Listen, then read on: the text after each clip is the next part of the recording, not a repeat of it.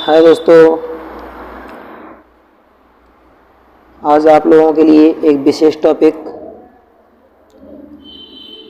Electrical के mix 35 question का portion मिलेगा और इसमें आप लोगों को प्रत्येक क्वेश्चन का पूर्ण विवरण मिलेगा। साथ साथ में ये सेशन आज का टेस्ट के रूप में रहेगा। तो बेटा, आप यदि हमारे चैनल पर नए हैं तो आपका हार्दिक स्वागत है और सभी लोगों का मैं वंदन अभिनंदन करता हूं। मैं जितेंद्र सर UPPCL 2.0 चैनल में आपका हार्दिक स्वागत करते हैं। बेटा, सेशन को प्रारंभ किया जाता है। प्रत्येक क्वेश्चन के लिए आपको 10 सेकंड का टाइम मिलेगा जिसका आप आंसर मार सकते हैं। ठीक है, तो यहाँ पर स्टार्ट किया जाता है। यहाँ पहला क्वेश्चन है आपका, DC मशीनों के पोल पटलित किए जाते हैं। तो DC मशीनों के पोल जो होते हैं वो किसके लिए पटलित किए जाते हैं? इसका मतलब ये है कि जो पोल मान लीजिए या क्रोड मान लीजिए, एक तरीके से जो पोल होते हैं, ध्रुव होते हैं, ठीक है, तो इनमें पतली पतली पत्तियाँ यूज की जाती हैं और जो ये पत्तियाँ होती है ये सिलिकॉन स्टील की होती है। इनके ऊपर वार्निश का लेयर लगाया जाता है। बस यही इसमें कहा जा रहा है कि पोल जो है कि ये किससे पटलित किए जाते हैं। ठीक है, तो यहाँ पर जो स्पंद हानियाँ होती हैं, स्पंद हानियों को ही हम कौन सी हानियों के नाम से जानते हैं? भंवरधार हानियों के नाम से। तो यह आपका ऑप्शन नंबर ए इसके लिए राइट है। ठीक है, याद रखेंगे। क्वेश्चन नंबर 2 है, इसका आंसर आप 10 सेकंड में दे सकते हैं। इसमें लिखा है किसी बड़े DC जनरेटर का योग जो होता है किसका बना होता है? आपके लिए 10 सेकंड का समय मिलेगा। बेटा, जो DC जनरेटर का जो योग होता है ये किसका बना हुआ था? मृदु इस्पात, ढलवां लोहा, CRGO, ढलवां इस्पात। आपका आंसर होगा ढलवां इस्पात। ये बड़े जो DC मशीन होते हैं उनका योग जो बॉडी होती है, योग मतलब बॉडी, ये बाहर वाला जो ढांचा होता है, ये बॉडी जो होती है, ये ऊपर की बॉडी ये इसकी बनी होती है। ठीक है ना, ढलवां इस्पात की बनी होती है। नेक्स्ट क्वेश्चन है आपका, DC मशीन में पोल शू का क्या कार्य है? DC मशीन में पोल शू का क्या कार्य है? क्षेत्र कुंडलन का प्रतिरोध या विरोध करना, क्षेत्र कुंडलन का प्रतिरोध घटाना, यहाँ लिखा है पहला क्षेत्र कुंडलन का प्रतिरोध बढ़ाना, क्षेत्र कुंडलन का प्रतिरोध घटाना, इसके बाद फ्लक्स का एक समान वितरण, इसके बाद क्षेत्र कुंडलन का प्रतिरोध बढ़ाना। यहाँ आपका बेटा आंसर जो होगा ऑप्शन नंबर C, फ्लक्स का एक समान वितरण। नेक्स्ट क्वेश्चन है,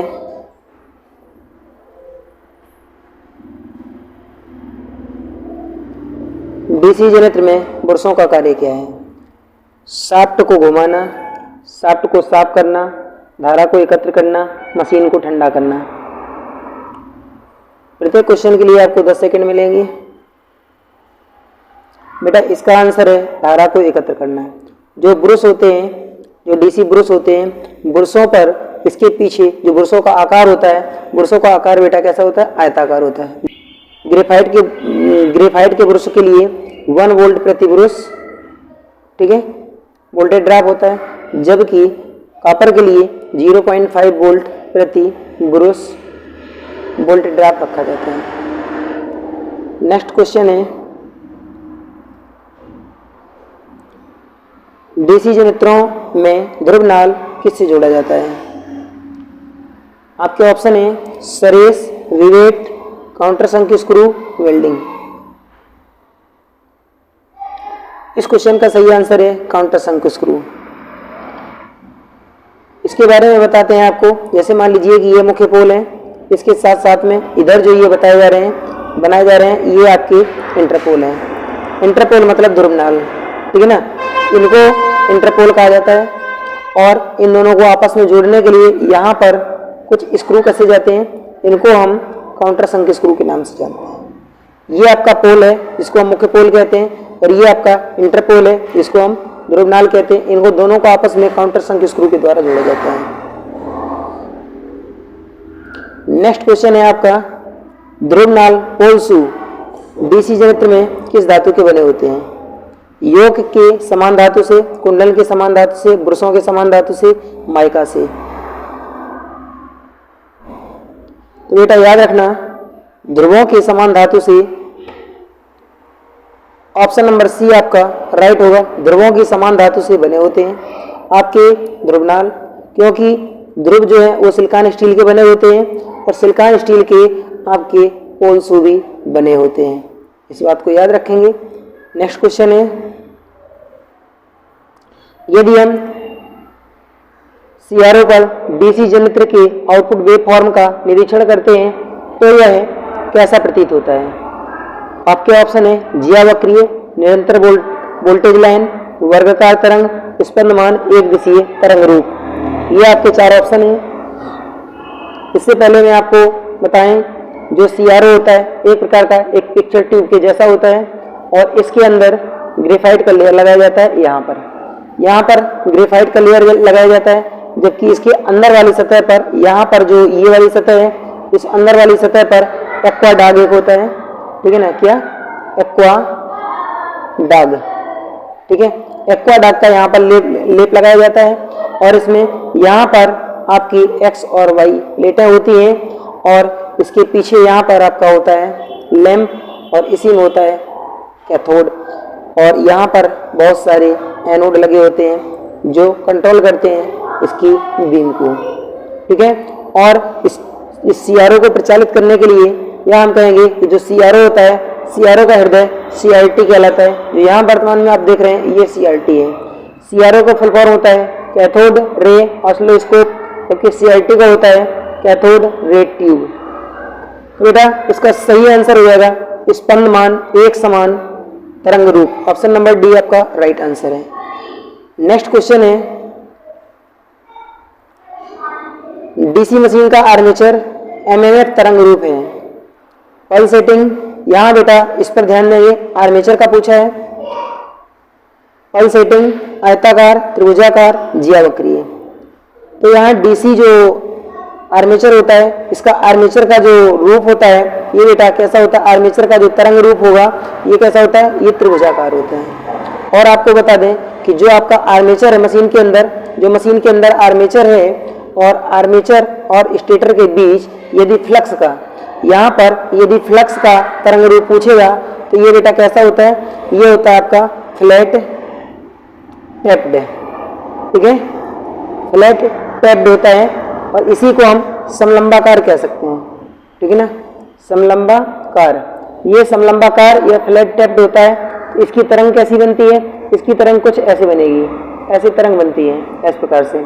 ठीक है, ऐसी तरंग बनती है। फ्लैट टैप्ड होता है, ये किसका होता है बेटा? ये फ्लक्स का होता है। जो आपके स्टेटर और जो आर्मेचर होता है उसके बीच में जो गैप होता है, एयर गैप, ये वायु में बनता है, ये वाली तरंग। ठीक है ना, याद रखेंगे। तो नेक्स्ट क्वेश्चन है हमारा, निम्न में डीसी जनरेटर किसके सिद्धांत पर कार्य करता है? आपके ऑप्शन है लेंज रूल, ऑप्शन है लेंज रूल, न्यूटन रूल और जूल, और इसके बाद आपका है फ्लेमिंग व फैराडे। डीसी जनरेटर के बारे में पूछा है बेटा, आपका ऑप्शन नंबर डी सही हो जाएगा। नेक्स्ट क्वेश्चन है, फ्लेमिंग के अनुसार एमएमएफ किस उंगली पर रहता है? तो बेटा आपको बता दें, सबसे पहले आप जनरेटर की बात करेंगे। जनरेटर की बात करेंगे तो आपका दायां हाथ होगा, ये दाएं हाथ का सिंबल यहाँ पर बना हुआ है। और यहाँ पर एमएमएफ की बात कर रहा है तो ईएमएफ की बात कर रहा है तो बेटा ईएमएफ यहाँ पर होता है, यहाँ पर आपका बी होता है और यहाँ पर आपका एफ या एम होता है, मोशन। तो ये होता है चुंबकीय फ्लक्स घनत्व, ये होता है मोशन या गति फोर्स मान सकते हो। यहाँ पर होता है आपका विद्युत दाब बल और ये उंगली होती है आपकी मध्यमा। ठीक है बेटा, याद रखेंगे। तो दाएं हाथ की कौन सी? मध्यमा उंगली। आपका आंसर जो है वो बनेगा जाकर के सी, राइट है। नेक्स्ट देखते हैं। और पिछले क्वेश्चन में जो ईएमएफ था, ईएमएफ का फुल फॉर्म इलेक्ट्रोमोटिव फोर्स होता है, जबकि एमएमएफ का फुल फॉर्म मैग्नेटोमोटिव फोर्स होता है। नेक्स्ट क्वेश्चन हमारा है, निम्न में कौन सा परीक्षण शून्य लोड पर किया जाता है? आपको 10 सेकंड मिलेंगे। निम्न में से कौन सा परीक्षण शून्य लोड पर किया जाता है?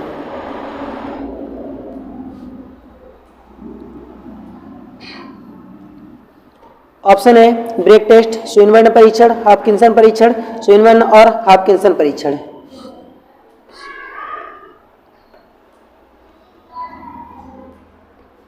तो यहाँ पर किसके लिए पूछा है? शून्य भार के लिए। बेटा आप लोग याद रखेंगे ऐसे करके, शिशु हाफता है, इससे आप याद रखेंगे ये हो गया शिशु।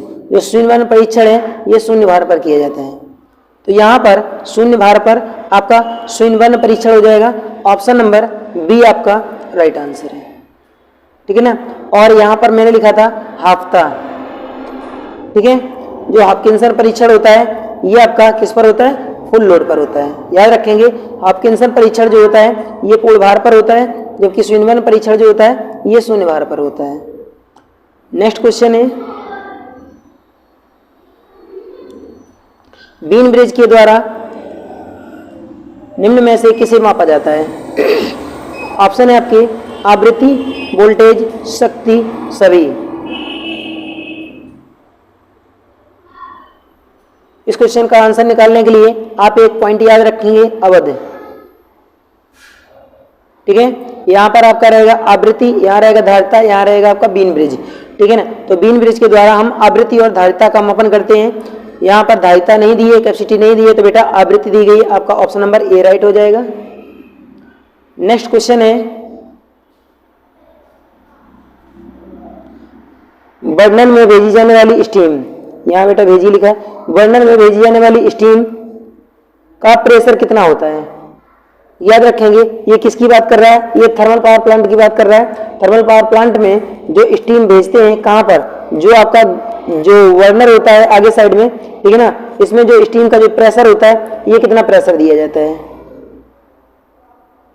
याद रखेंगे 17 वायुमंडलीय दाब के बराबर उसमें दबाव दिया जाता है, जिससे कि बहुत तेजी के साथ बर्नर जो है आराम से कार्य कर सके। नेक्स्ट क्वेश्चन है हमारा,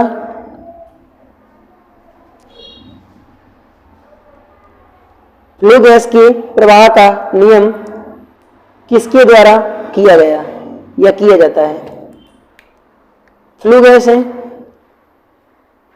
नियमन, फ्लू गैस के प्रवाह का नियमन किसके द्वारा किया जाता है? नियमन का मतलब होता है कमी, ठीक है। तो फ्लू गैस का नियमन किसके द्वारा किया जाता है? डैम्पर के द्वारा, गवर्नर के द्वारा, स्विच के द्वारा या सभी?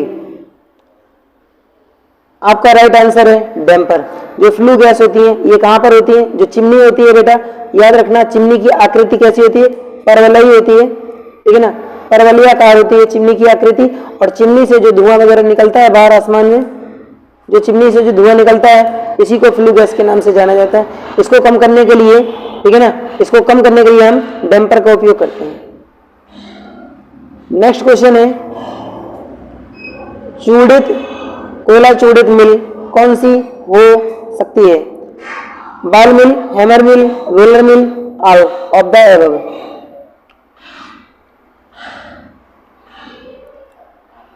इस प्रश्न का आंसर सभी सही है, क्योंकि कोयले को चूड़ित करने के लिए बॉल मिल, हैमर मिल और रोलर मिल सभी का उपयोग किया जाता है। नेक्स्ट क्वेश्चन है आपका, रेडिएटर को संरक्षण से बचाने के लिए किस धातु का उपयोग किया जाता है? अब ये रेडिएटर क्या होता है बेटा? याद रखना ये एक कूलिंग डिवाइस है, कूलिंग युक्ति है जो शीतल लगती है मशीनों को। मशीनों के साथ में रेडिएटर का उपयोग किया जाता है। ज्यादातर ट्रांसफार्मर, ट्रक या फिर वाहन वगैरह, बस वगैरह, इनमें सभी में रेडिएटर, इंजन के साथ में रेडिएटर को स्थापित कर दिया जाता है। तो यहाँ पूछा गया कि रेडिएटर को संचारण से बचाने के लिए किस धातु का उपयोग किया जाता है? बेटा यहाँ पर आपके आंसर है, ऑप्शन जो है tin, zinc, nickel, aluminium. Option आपका टिन सही होगा, ऑप्शन नंबर 1 सही है। नेक्स्ट क्वेश्चन है हमारा, अधिकतम परावैद्युत का माध्यम क्या है? तेल, rubber, paper, mica? Option number D आपका राइट है। नेक्स्ट क्वेश्चन है, 1 वोल्ट किसके समान होता है? 1 जूल प्रति कूलाम, 1 कूलाम प्रति जूल, 1 हेनरी प्रति मीटर और 1 मोल प्रति ग्राम? इसका आंसर होगा ऑप्शन नंबर ए, 1 जूल प्रति कूलाम। 1 वोल्ट बराबर 1 जूल प्रति कूलाम होता है। नेक्स्ट क्वेश्चन है,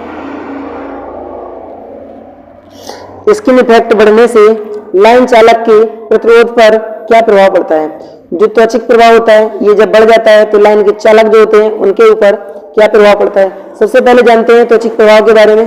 तो बेटा जान लीजिए कि कोई यदि चालक है, इसमें यहाँ बहुत सारे इलेक्ट्रॉन होते हैं, अंदर भी इलेक्ट्रॉन होते हैं, बाहर भी होते हैं। जब इनके ऊपर सप्लाई प्रदान की जाती है, अगर ये सप्लाई आपकी ऐसी हुई तो ये सभी के सभी इलेक्ट्रॉन इधर और इधर किनारे पर पहुंच जाएंगे और ये अपनी सतह पकड़ करके बाहर की ओर चलने लगेंगे। इस स्थिति को हम स्किन इफेक्ट कहते हैं, क्योंकि चालक के अंदर से इलेक्ट्रॉन निकल करके चालक की बाहरी सतह पर गति करने लगते हैं।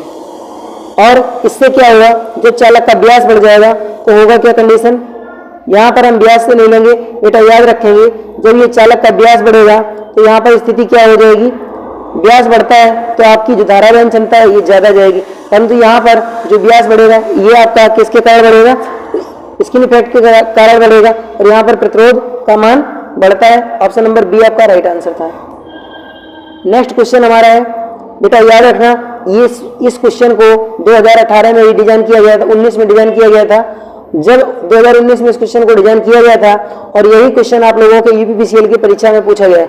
मैंने इसका ऑप्शन नंबर डी बनाया था और इसका एग्जामिनर महोदय ने भी ऑप्शन नंबर डी ही बनाया था। ये क्वेश्चन हमारा बहुत पुराना बनाया हुआ है, परंतु ये स्लाइड नहीं है बेटा। यहाँ पर आपका दिया गया है split insulator, reel insulator, suspension insulator और गे इंसुलेटर।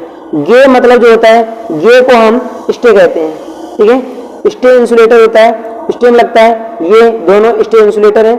याद रखेंगे ऑप्शन नंबर आपका डी सही हो जाएगा, स्टे को गे भी कहा जाता है। नेक्स्ट क्वेश्चन है, दिए गए चित्र में कौन सी आकृति दर्शाई गई है।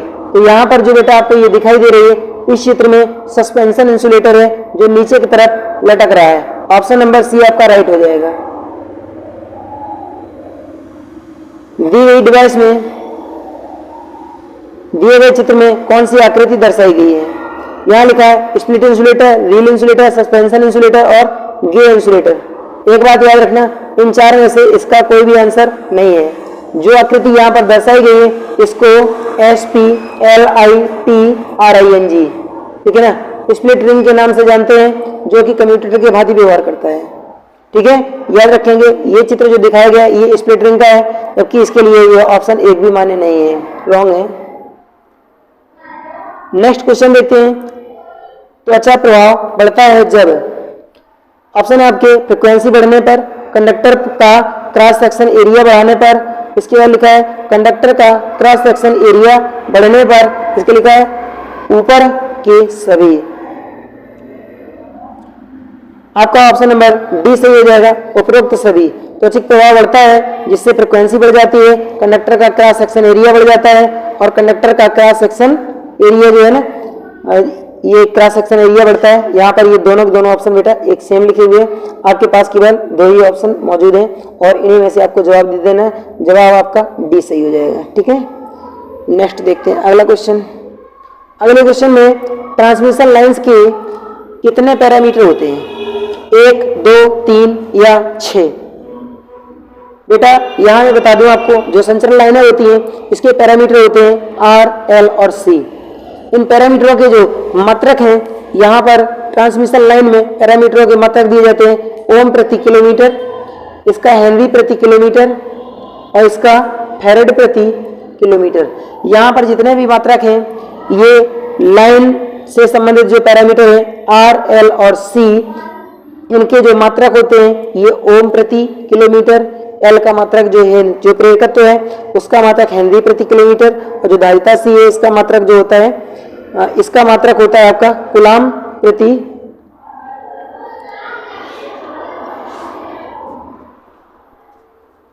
फैराड प्रति किलोमीटर। इसका आंसर होगा फैराड प्रति किलोमीटर। नेक्स्ट क्वेश्चन देखते हैं। अगला क्वेश्चन यहाँ पर दिया गया है, एक ट्रांसमिशन लाइन में बिजली की हानि निर्भर करती है किस पर, लाइन के चालकों पर, वोल्टेज पर, भंवर धारा पर, उपरोक्त सभी।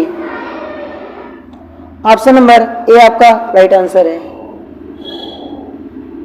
यहाँ पर रहेगा आपका किसमें, एनर्जी का जो संग्रह होता है ये किसमें होता है, ये आपको बताना है। ऑप्शन है नंबर 1 प्रतिरोध और इंडक्टर, फिर लिखा है प्रतिरोध और कैपेसिटर, इसके बाद कैपेसिटर और इंडक्टर, इसके बाद RLC प्रतिरोध, इंडक्टर और कैपेसिटर। इसका राइट आंसर होगा ऑप्शन नंबर सी, इंडक्टर और कैपेसिटर। इसके बारे में बताते हैं। जब सी इंडक्टर कैपेसिटर में ऊर्जा का संग्रह होगा तो ये होता है आपका 1/2 CV²। यहाँ पर V होती है वोल्टेज और C होती है प्रकाश की चाल। यहाँ पर प्रकाश की चाल नहीं लेते हैं। जो C होती है ये होती है धारिता और V है जो ये V है ये होती है आपकी वोल्टेज। जबकि L के लिए होता है इंडक्टर के लिए, इंडक्टर में ऊर्जा संग्रह जब हम देखते हैं तो यहाँ होती है 1/2 LI²। यहाँ पर धारा का वर्ग और इंडक्टर का जो प्रेरकत्व होता है उसको ले लेते हैं। बेटा एक बार फिर से देखते हैं। जो आपका धारिता है C, इसमें ऊर्जा का संग्रह जो होगा ये वोल्टेज के कारण होता है, जबकि जो प्रेरकत्व है इसमें ऊर्जा का संग्रह धारा के कारण होता है और इसमें इसका वर्ग होता है दोनों का। ठीक है, याद रखेंगे। नेक्स्ट क्वेश्चन है हमारा इंडक्शन मोटर। इंडक्शन मोटर को मापने के लिए किस ब्रिज का उपयोग है? इंडक्शन, केवल इंडक्शन यहाँ देखना है बेटा। इंडक्शन को मापने के लिए, इसको हम प्रेरकत्व कह सकते हैं, को मापने के लिए किस ब्रिज या किस सेतु का उपयोग किया जाता है? ऑप्शन आपके दिए गए हैं, Heaviside bridge, beam bridge, Maxwell bridge, ऊपर के सभी।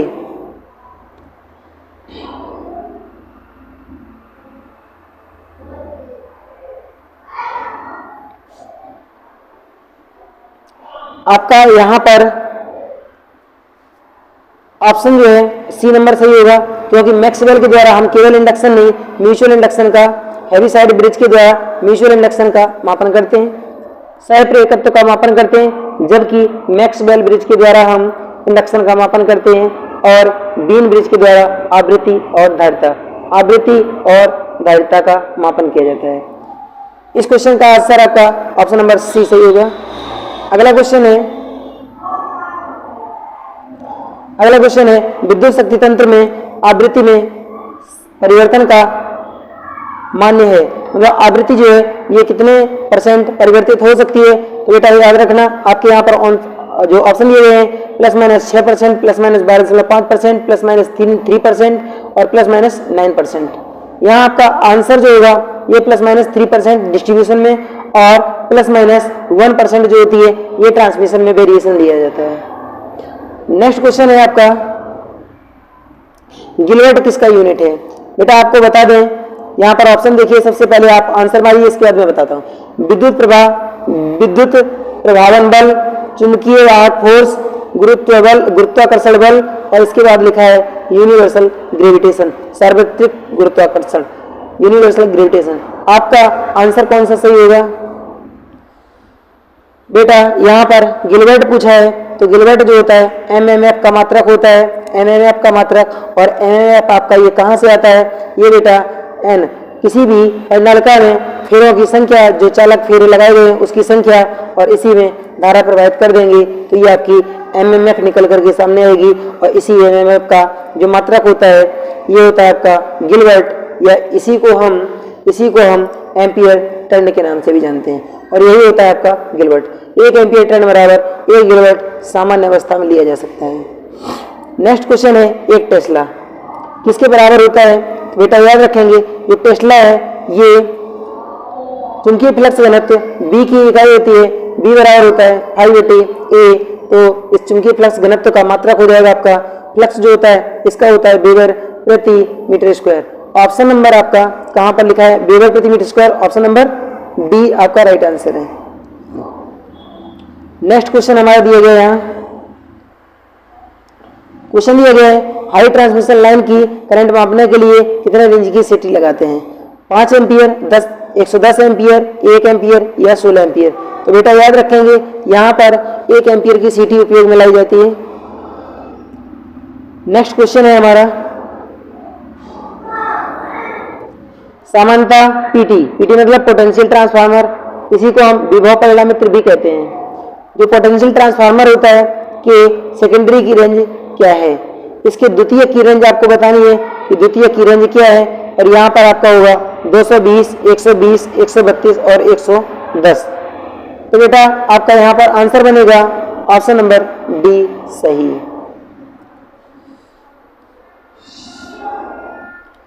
किस डिवाइस में टर्न कम होते हैं? एनर्जी मीटर के पीसी में।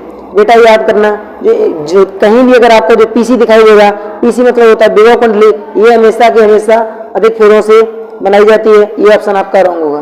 पीटी के सेकेंडरी में, ये पीटी का सेकेंडरी होता है, इसमें भी 110 वोल्ट होते हैं, मतलब कुछ कम होंगे फेरे, लेकिन यहाँ पर भी फेरे ज्यादा होंगी, तो ये भी आपका रॉन्ग हो जाएगा और ये भी रॉन्ग हो जाएगा।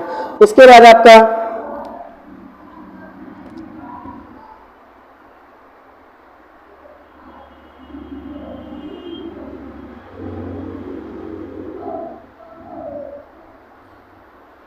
यहाँ बेटा आपका आंसर जो है ये पीटी की सेकेंडरी में, पीटी की सेकेंडरी में, क्योंकि केवल 110 वोल्टेज होती है, 110 वोल्टेज होती है और ये वोल्टेज बहुत कम है एसी सप्लाई के आगे, 110 वोल्टेज, ठीक है। 110 वोल्टेज जो होती है, एक बार इस क्वेश्चन को दोबारा सुना जाए। किस डिवाइस में टर्न कम होते हैं? ऊर्जा मीटर के पीसी में, रॉन्ग हो गया।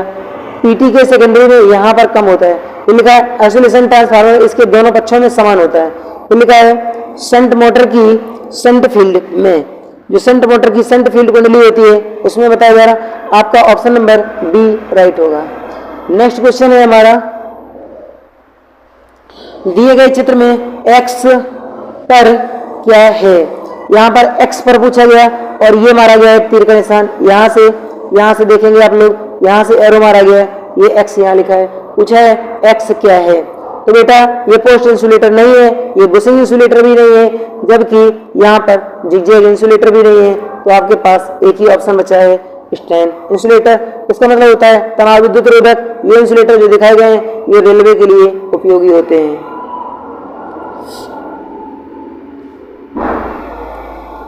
नेक्स्ट क्वेश्चन हमारा दिया गया है, स्कॉट कनेक्शन में टीजे ट्रांसफार्मर का टेपिंग कितने प्रतिशत होता है?